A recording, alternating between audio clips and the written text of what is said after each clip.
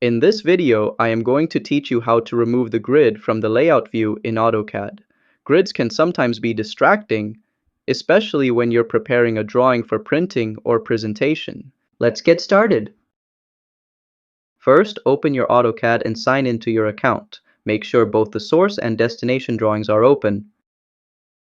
Next, go to the Layout section by clicking any of the Layout tabs at the bottom.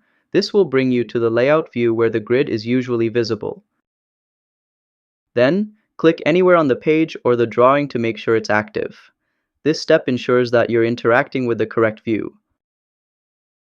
After that, press the F7 key on your keyboard. The grid will automatically disappear, giving you a clean and clear layout view. And that's how you remove the grid from Layout View in AutoCAD.